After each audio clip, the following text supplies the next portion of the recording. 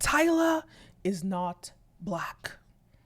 Tyla is colored. Well, these are the conversations South Africans are having in her defense. But we're going to get into this. So, Tyla was on the Breakfast Club. And Charlamagne rightfully asked her about her race. You know, you come on this black platform. You are an African artist.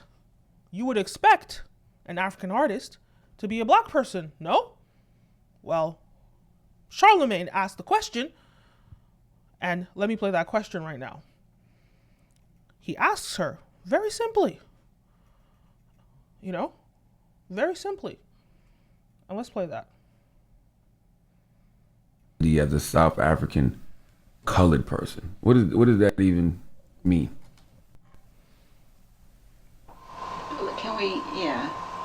Can we not, por favor? Oh, I like that. We keeping that in the interview too. I like when they talk from the back and say we can't. I like that. That's good. That's even better. Next one, please. That's even better. And about your identity as a South African colored person. What does that even mean? So this is what got a lot of people upset because, you are in America. You are, making it as a superstar in America. And it's not your South Africanness that got you on this platform. We'll talk about that because it's not, right? It's your proximity to Afro-beats that got you on this platform, right? It's not your South Africanness that got you here. It's not your coloredness that got you here, but it's your blackness that got you on this platform. So rightfully, on the leading black morning show in all of America, and you could even possibly say, maybe it's a reach, but maybe all of the world, because everybody watches the Breakfast Club, right? You're being put on, and you're gonna be asked questions. But unfortunately, Tyla didn't want to answer those questions. Let's dig into the backstory about this. Bear with me. Let's dig into the backstory. How did this happen? And I love Lovely T. She breaks down how this all started. Let's get into it. Together, and a lot of African Americans were see when Tyla first started. So Tyla is a beautiful, young, gorgeous woman from South Africa.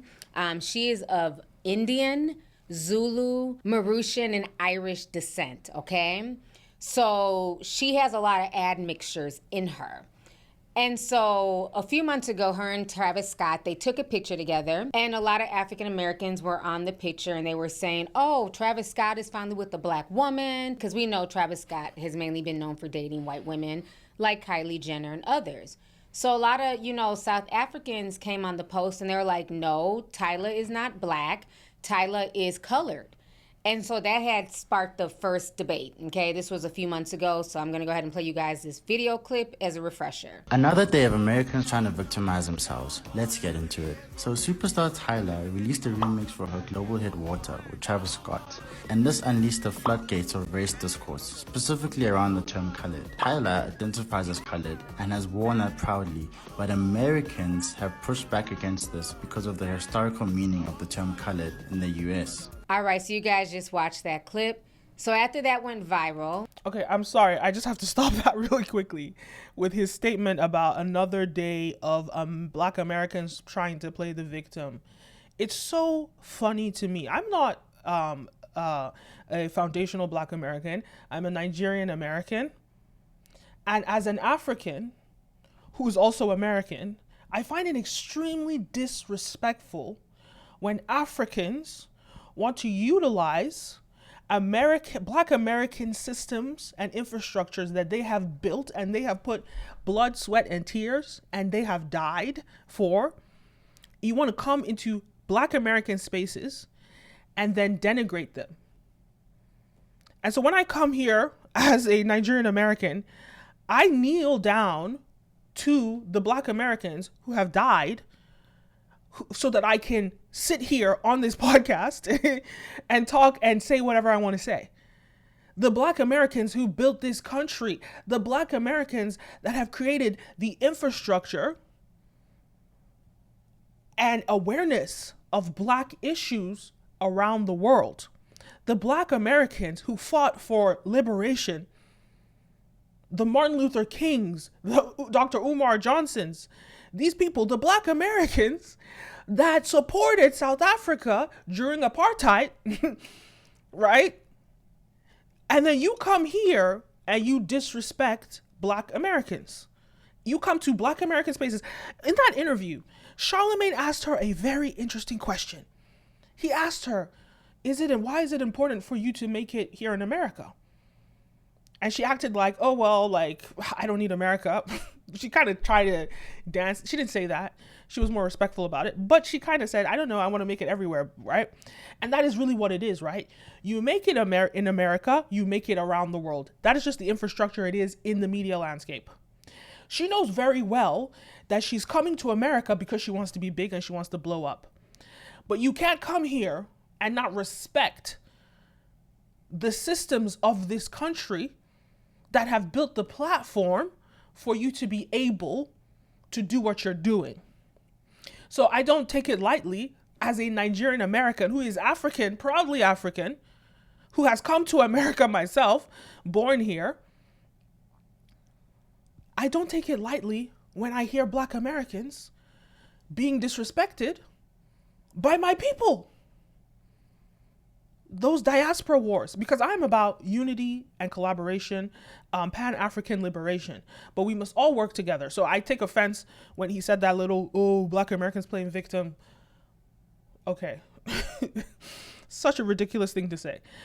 But I have a bigger issue with this whole Tyla situation, but I'm just going to play a little bit more of what people are saying.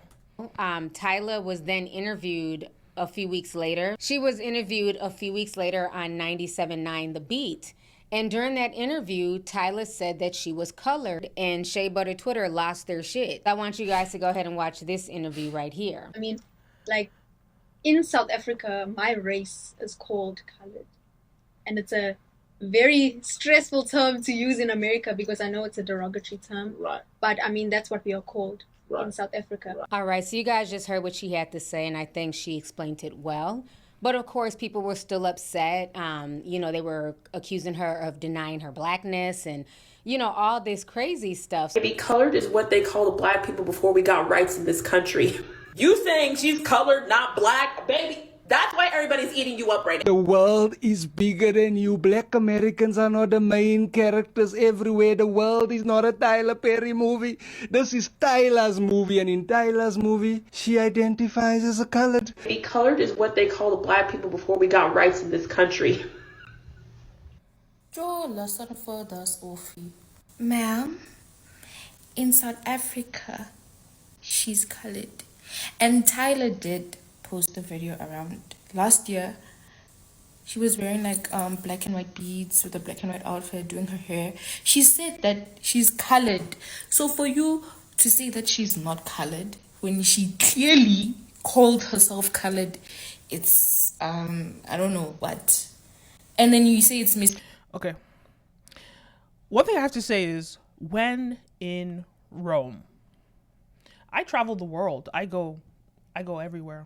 I travel the world. One thing that I understand when I travel is I comply with the customs of the country that I exist in at any given time, right? Tyla is not trying to be a superstar in South Africa. She's already a superstar in South Africa, okay? Tyla is coming to America so that she could be a global superstar.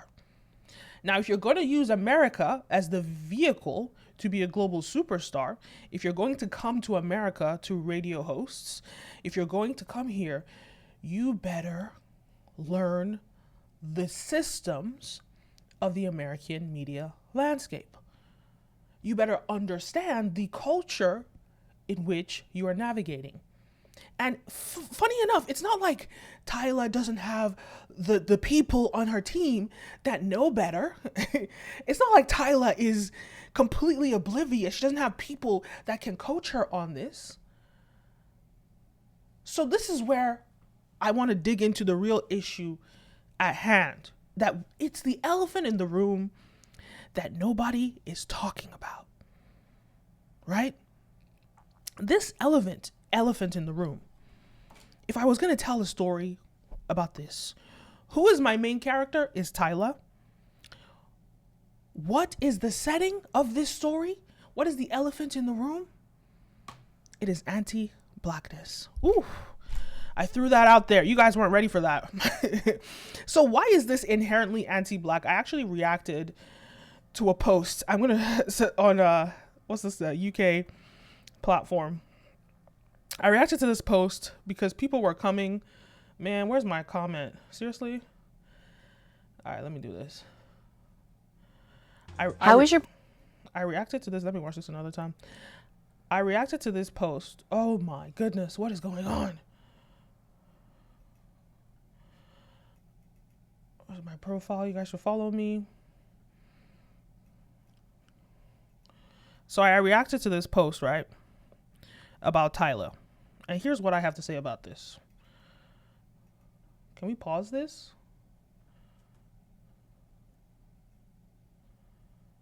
Okay. Y'all are so ridiculous. You desperately wanted to give the crown of Africa's pop culture princess to a non-black person. Yes. Then you want to complain when she highlights her real heritage. This is why I like Nigeria, right? We don't allow mixed people, right, represent our nation in media, especially not in leading positions. And I want to break this down for you guys, simply because they do not represent our people. This is why we are never confused about our heritage nor the role models of our culture. Y'all let white people dictate what's cool to you as you follow like slaves.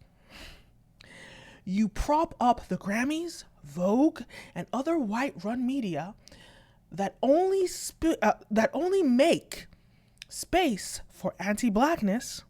Then you complain when you don't have representation nor acknowledgement. Let's unpack that. Let us unpack that. What is the issue here? The core issue here is that they have made Tyla the queen, the pop princess of Africa, right? She is the leading female act coming out of Africa. And the confusing thing is that she's not black. And this is upsetting, I think. I think this is upsetting. And here's why. Because people will say, ooh, oh, you know that there are white people in Africa, right? You know that there are other, races in Africa, right? People, especially South Africa, you know that there are other races in Africa, right?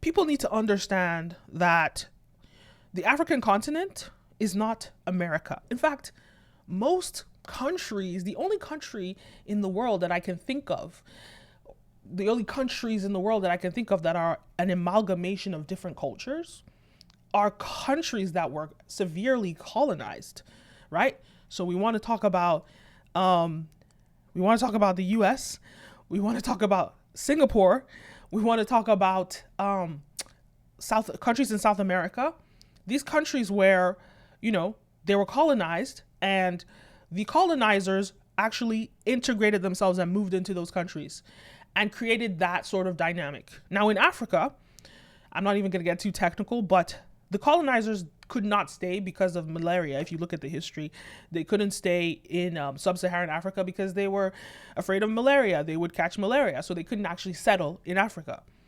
And so who is indigenous to Africa?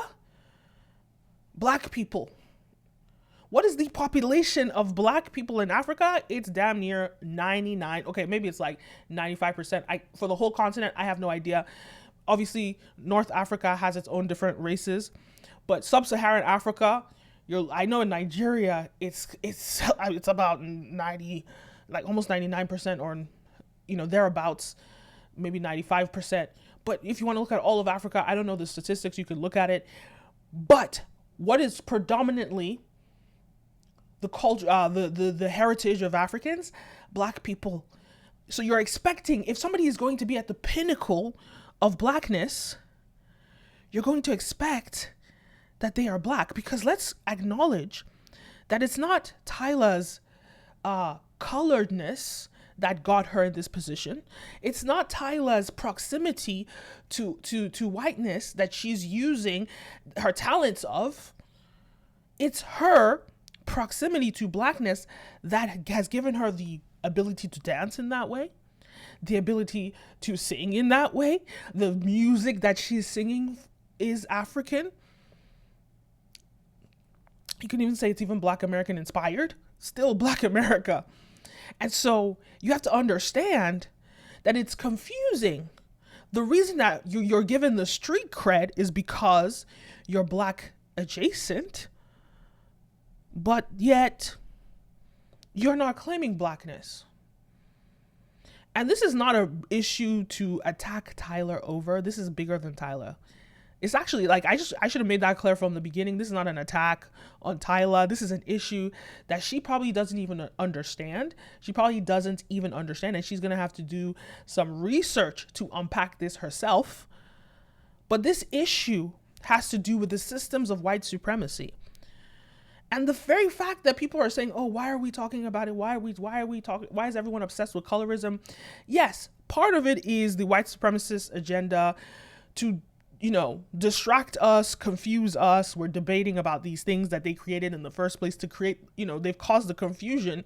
But part of the dismantling of it is to dive right into the issue and unpack it so that we can finally liberate ourselves. And I say all this to say that Tyla should not be the leading act coming out of Africa as a non-Black person. Just as I'm not going to go to India and become the leading superstar as a Black woman. I'm not going to go to India and be a leading, to be the number one superstar coming out of India. They're not going to let that fly. I'm not going to go to China and be the leading star coming out of China. They will never let that fly. In Nigeria, and this is where I'm going to bring Nigeria into this. In Nigeria, we're not going to allow you, if you're not Black, because again, population of Black people in Nigeria is damn near 98 or something %, right? If you're not Black, we're not going to allow you to be the leader of our music and our culture. And in fact, there are laws in Nigeria. Some people have seen it as racist, but you have to understand. It's just as I'm not going to Finland and I'm not going to be the leading star out of Finland. You see it in France during the World Cup. This is the Olympics, where they had the number one French singer is a Black woman of Francophone African descent. And the French were in an uproar about it because she is not indigenously French. So they don't want her representing France. And so there needs to be a little bit of intentionality when it comes to it. It's funny though, because when it's time for soccer, the French will love to use the Black people because soccer is different. Sports is different, right? It's about skill, right? And of course, so they use the Black people for that. But, when it's time for music, they don't want a Black person, leading French music. But it's understandable. Why? Because Black people are not indigenous to France.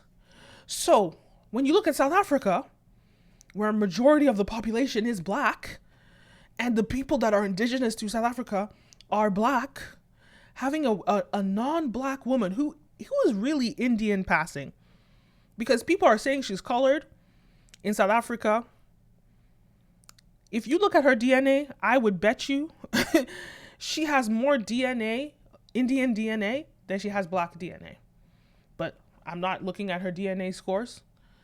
But this is a woman that is Indian passing, has Black. I cannot deny her Blackness. I cannot deny that she has Black in her.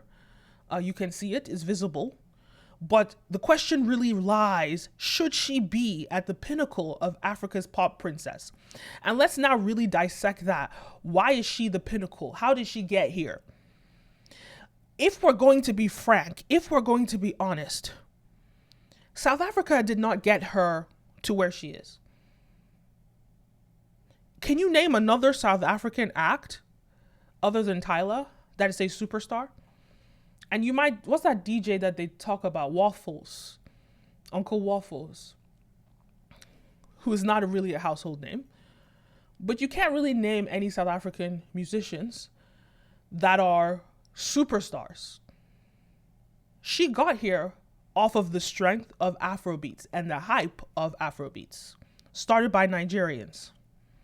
In fact, I know very well that she was following Ira Star around on vacations for like, you know, she literally, this is why I say this thing and I don't say it lightly, but she used Ira Star as a stepping stone to go in front of Ira Star. That lane was open for Ira Star to take it due to there's a few things that are going on here. I don't know why Ira Star didn't come out with the song Commas in June of last year. The song was already ready. You saw it she had a documentary on her channel of June of last year. She had the song ready. I have no idea why that song wasn't released at that time. But her label delaying her from releasing it, they didn't release it until January this year. Delaying her, and which other label pushed Tyla and propelled Tyla to become this big name. This was all off the strength of everything that Afrobeats had created. This is a 20-year mission that we have been in Afrobeats, pushing the Afrobeat agenda for 20 years.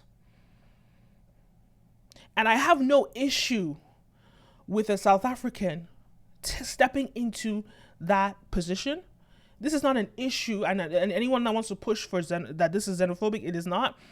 I have no issue with a South African sitting in that role. The issue that I have is too much is given, much is required. And if South Africa is going to exhibit anti-blackness by not allowing a black person be at the pinnacle of superstardom in their country, they should not be given the opportunity. And this is a question for South Africans. Why are you not putting other because South Africans can dance. I don't think any Nigerian artist can dance like a South African. And South African women are beautiful. So I'm trying to understand, of all the talent that is South African, that is African and is black and is indigenously fully black, why were they not propped up in this position? But you gave this to an Indian passing colored person, and now there's confusion. And this is where I have an issue with it.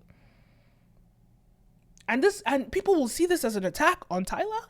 This is not an attack on Tyla. This is an attack on the system of white supremacy that is pushing for black erasure in black spaces and black culture. Now let's unpack this. There are interesting conversations about, in the US, what is acceptable to be black, right? And the one drop rule that says 1 drop of black blood and you're black. Now that confusion has allowed people that literally can pass as white sit and try and classify themselves as black. And what does that create? That makes them take opportunities from the black community. When you see people like Zendaya, when you see people like Rachel Dolezal taking up black spaces because of the confusionism in that system, well, that's the problem. So there is, I will inherently say, yes, there are flaws in the American system of the 1 drop law. And there's a reason why in Africa, we say, if you're not black, if you're mixed, you're mixed. it's not the same thing as black. Just as it's not the same thing as white. You are mixed. And so I perfectly respect South Africa's system of colorism. And I also acknowledge America's dynamics around race. But at a certain point, when I'm looking at a white person and they're telling me that they're black, I get so confused in America. And that is exactly what they want you to do. They want you to fight over this. Okay. So now, in the issue of with Tyla, let's look at what Rosenberg had to say, and then I'll give you my thoughts on this. I'll give you my thoughts.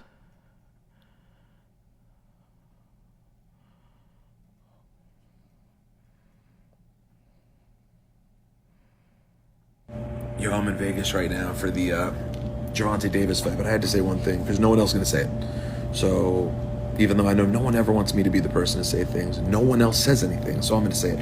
I don't know if you've seen the video going around of Charlamagne blindsiding Tyla with questions about a variety of topics and just saying mean things, being vulgar to her the second the interview started, just being nasty and a bully as he often can be. I just want to let you know why that is. We were given a list of things she did or did not want to talk about, which is not unusual. And you can decide what, how much you care about avoiding those topics. And maybe you might say, hey, you know what? If they don't want to talk about this, we're not going to do the interview. In this case, obviously they said yes to doing the interview. And then I know this because I've seen the list. He then went down the list and intentionally blindsided her about every single topic that they said she hoped not to talk about. Everyone's making about one thing, but it's a multitude of topics that he brought up that were on that list.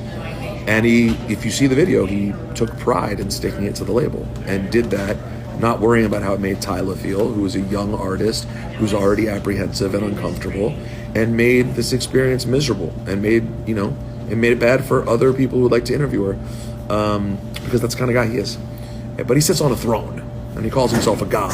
So, I mean, he's obviously a big man. So obviously we have somebody here who is jealous of Charlamagne the God. Let's understand that you are a white man. You are occupying a space where you are some sort of arbiter of black culture, which is so confusing to me. And you wonder why your show is never going to be as successful as The Breakfast Club, even though you've been running just as long, maybe even longer than The Breakfast Club. Your show has never been able to stand up next to them because all you have is Ebro, and you have you and this other white lady being arbiters of black culture. But here's the problem when you have non-black people as arbitering black culture. They end up tending to push the white supremacist agenda. Now let's unpack this. First of all, the real reason that Tyla has been put in her position is not because of Black America. It's because the white power structure decided that is the African that they want to prop up. So that's why this is not a diss to Tyla and all the Tyla fans. This is not for you guys to take it personal, but I really want you guys to take yourself out of this and understand that what the system is doing. The reason that Tyla was pedestalized over someone like Ira Star is because Hollywood has been famous over the past 20 years for suppressing dark-skinned black women.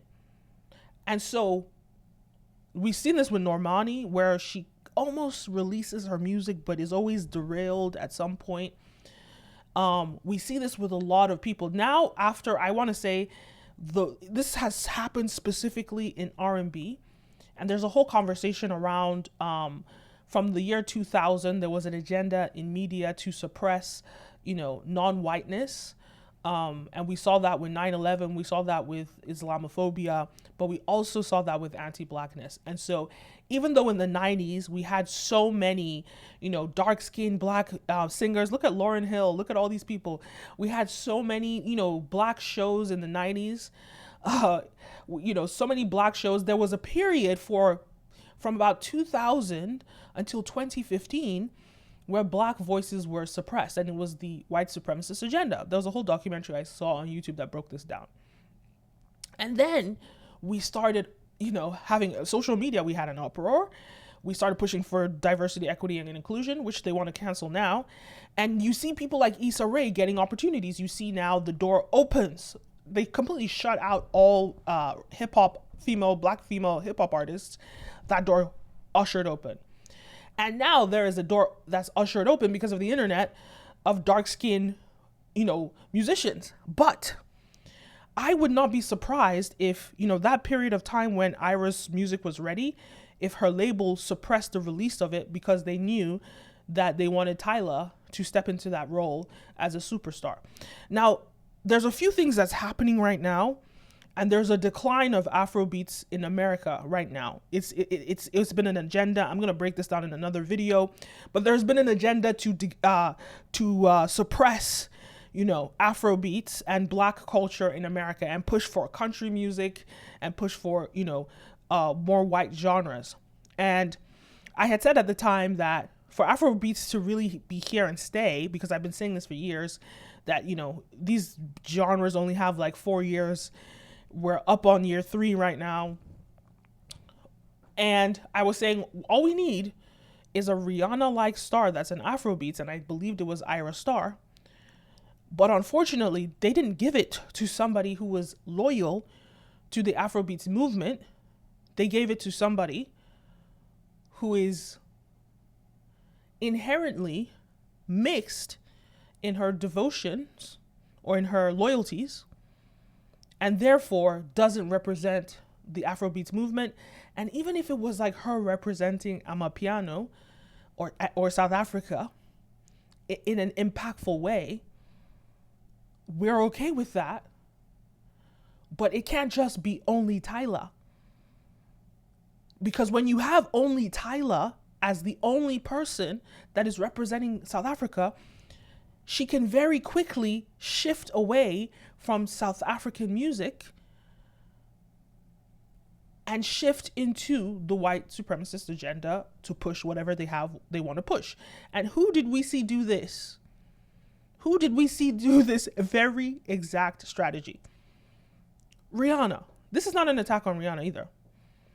When Rihanna came out, what music did she sing? Reggae. Her first single. How quickly did she divert out of reggae into another genre, into pop music? And what did that do for reggae? Remember, in the early 2000s, reggae was reigning. It was so popular. It was number 1. It had its 4-year stint. Rihanna comes out at the end of that stint, and she distanced herself from reggae. Reggae is no longer mainstream in the US anymore. So we've seen this strategy happen. So, South Africans, they might watch this video and they might say, I'm hating on South Africa. Oh, blah, blah, blah, blah, blah, blah, blah. I want you guys to look a little deeper. This is bigger than South Africa. This is about black unity and black empowerment. What do you think is good for the black collective? A black person that is loyal, and this is not to say, like, we'll talk about the Nigerians that, that disown or disinherit themselves from Afrobeats. That's another whole video I'm going to break down, because they're part of the problem too. So I just want you guys to know that I'm holding them accountable too. But the real thing I want you guys to see is that Tyla not representing blackness and being the face of Africa is problematic. And that is who white supremacy has decided that they want to prop up. Vogue wants to do, her get readies with me and all those things. The Grammys wants to give her a Grammy, and it's not because of her blackness that they give her a Grammy. It's because of her proximity to whiteness. And yes, Indians have more proximity to whiteness than black people, right? She does have white blood as well. So the reason I have an issue with someone like whatever his name is, adding his 2 cents into a subject that has absolutely nothing to do with him and is absolutely none of his business, is because he's just coming in as an agent of white supremacy, trying to pretend like Tyla is some victim. and to push this white supremacist agenda. Because or even if he's not pushing the agenda, his ignorance in itself pushes the agenda. And so this is why I have a problem when you have a non-black person being put in a position where he's an arbiter of black music and black culture. Where they do that at? So this is when they say things like, don't speak on issues or communities that you know nothing about. He has no idea, or it doesn't benefit him to push for black liberation. So how on earth is he going to have a proper take on this? Now he's now calling Charlamagne a bully. He's saying all these things about Charlamagne, when in reality, Charlamagne is looking out for black people in those questions. And so Charlamagne was very smart, very, very intelligent to have asked those questions. So what am I going to do? I'm going to play Charlamagne. Where's the Breakfast Club? So they addressed this, the interview in the Breakfast Club. How am I going to play this without you guys seeing it? So this is what they had to say about it on the Breakfast Club. I think I'll play it. You guys will hear the audio. That's it. Charlamagne asked a question that her team didn't allow her to answer. We have the audio from that. School me on these debates that they be having about your identity as a South African colored person. What does that even mean? Can we not? Por favor. Oh, I like that. We keeping that in the interview too. I like when they talk from the back and say we can't. I like that. I like the character. That's good. That's even better. Yo. Well, that clip started to go viral shortly after we aired the interview. Tyla eventually decided to clear the air and shared a post to her Instagram story. And she said, yo, guys, never denied my blackness. I don't know where that came from. I'm mixed with black, Zulu, Irish, Mauritian, Indian, and colored. In South Africa, I would be classified as a colored woman. In other places, I would be classified as a black woman. Race is classified differently in different parts of the world. I do agree with that. She also said, I don't expect to be identified as colored outside of South Africa by anyone.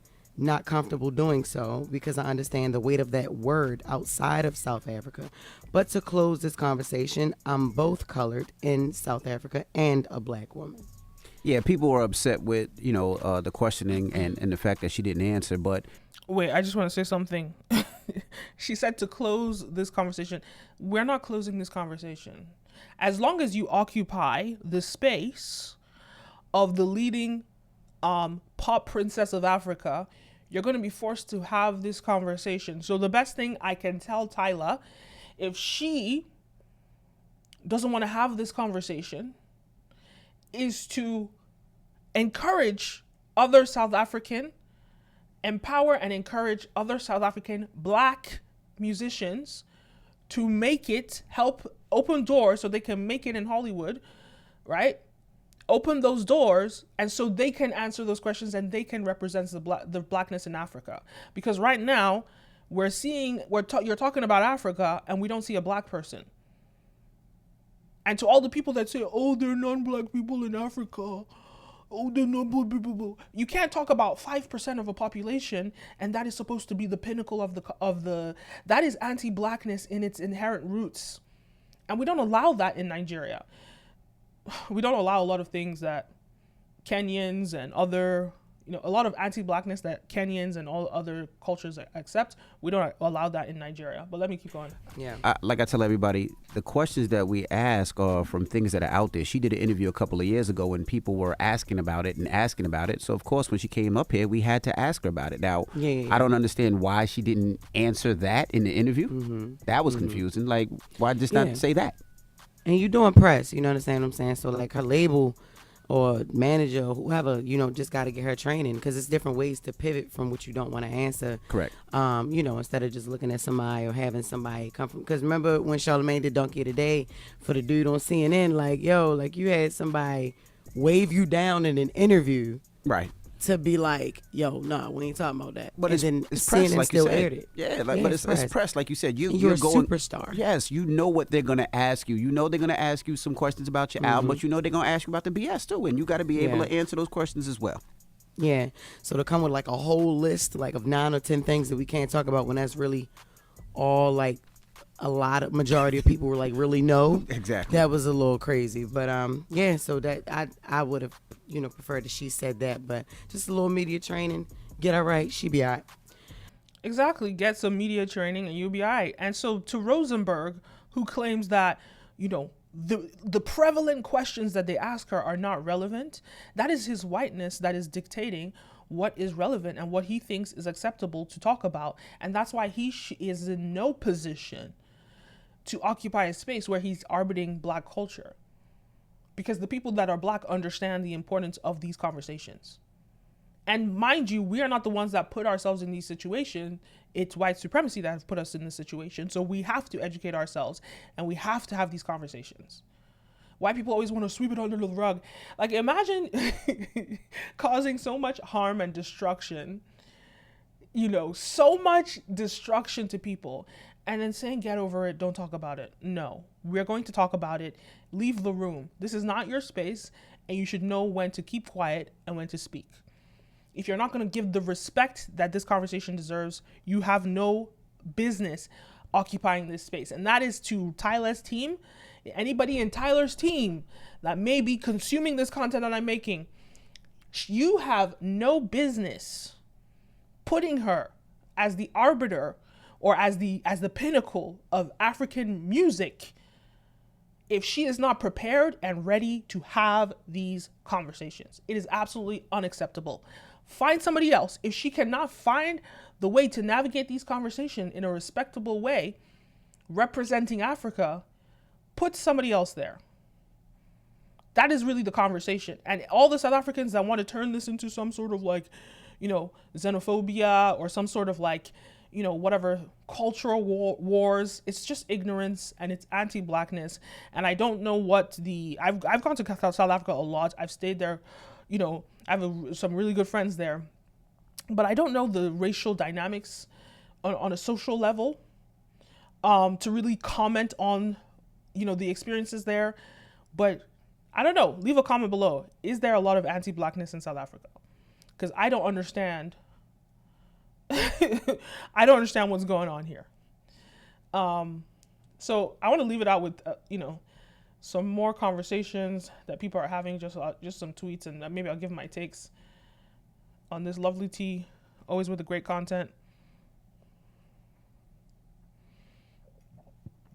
Nose, the kinkier hair texture, they're not going to be allowed to, and especially if they're brown skinned, they're not going to be allowed to go and even audition for roles that are lighter skinned, biracial, or racially ambiguous. So when you try to put everybody in one box, it really takes opportunities away from people who are phenotypically Black. Addressing colorism on its own when we have conversations about Black attractiveness politics is not enough, and I'll tell you why. If you didn't... Okay, no, we're not going to do this.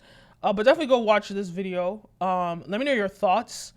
Let me know where you stand on this issue. And I guess if I'm really going to say what is the solution to this, if I was going to say what is the solution, what is our goal? Our goal is Black liberation. How do we achieve that goal? What is the steep learning curve? It's education. We need to get an education in these social dynamics and the different classifications around the world and the different ways that white supremacy has affected us. And in fact, before we even think about white supremacy, we have to know what was our condition before that, because, we had so many African empires. Africa is the foundation of human civilization. Before white people were white, they were African. And so we need to know our history. We need to celebrate our history. And we need to understand, how did we lose it? And it's only been 500 years of us losing this power. No matter what the white supremacist mission will tell you, it's only been 500 years. We can get it back. And so the next thing is Black liberation, and the real resolution. How do we achieve that? It's up to us. But it really starts with, stop putting these, white run platforms on a pedestal, the Vogues, the Grammys and all these things that will only disenfranchise us and gaslight us. What we need to do is buy black. We have the ability to succeed on our own. Buy black, put your money into black owned things, celebrate blackness. And that's really the conversation. Let me know your thoughts about this. Leave a comment down below. Don't forget to like, follow, subscribe, all the above. I know you haven't seen me in a while. I'm very busy. I'm in school. But I will be done soon, and you'll get so much more of my time. Thank you guys for watching. You're watching Brand Video Pro. I am your host, Kenim O, and I'll see you next time. A peace.